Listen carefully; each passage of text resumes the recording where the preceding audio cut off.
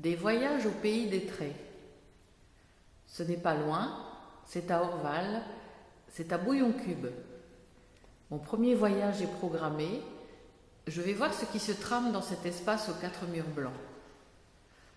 Le soleil sera-t-il de sortie lui aussi?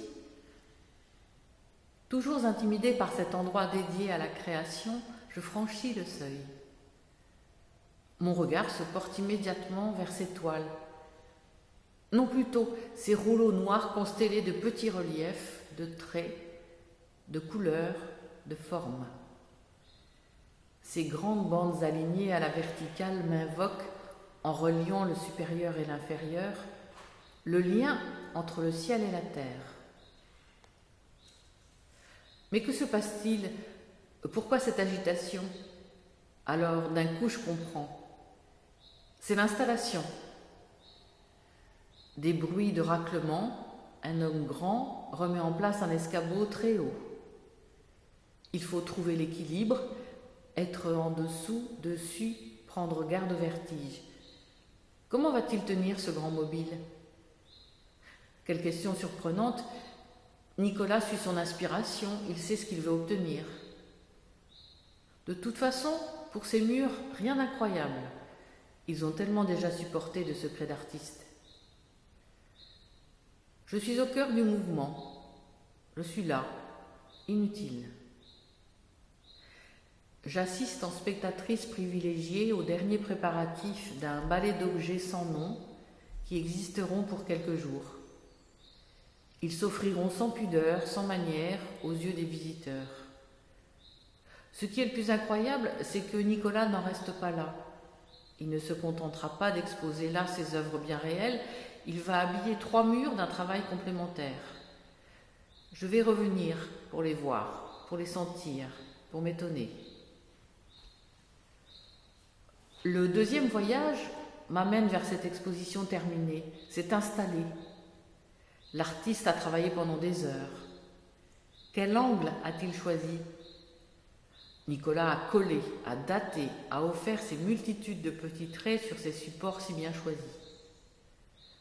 Mettre en valeur et attirer l'œil du visiteur, sûrement interloqué par ce travail colossal. Pourquoi ces bandes noires qui n'ont pas fini de se dérouler? Sur ce mur blanc, à quoi cela rime tous ces petits traits noirs? Quel langage voulez-vous nous apprendre? Tels des hiéroglyphes inexplorés, ils m'interpellent.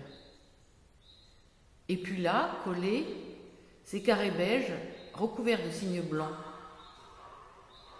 Dites, Nicolas, combien de tranches de votre vie sont consacrées à ces petits traits si frêles mais si imposants? Au centre de cette pièce carrée, les piquets gravés, coloriés, sont suspendus. Pas facile cette manœuvre. On peut les voir dans une globalité, chacun existant sans faire d'ombre à son voisin. Pas de trait d'humeur, mais sûrement un trait d'humour. J'aimerais bien y voir de grands crayons attendant les mains géantes qui les feront valser.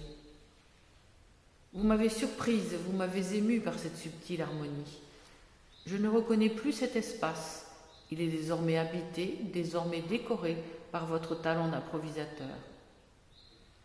Ces multitudes de petites lignes horizontales et verticales désignent un mouvement, une progression ou une ascension selon le sens du tracé. Le dynamisme est bien là. Rien de statique, pas de raideur pour cet ensemble équilibré.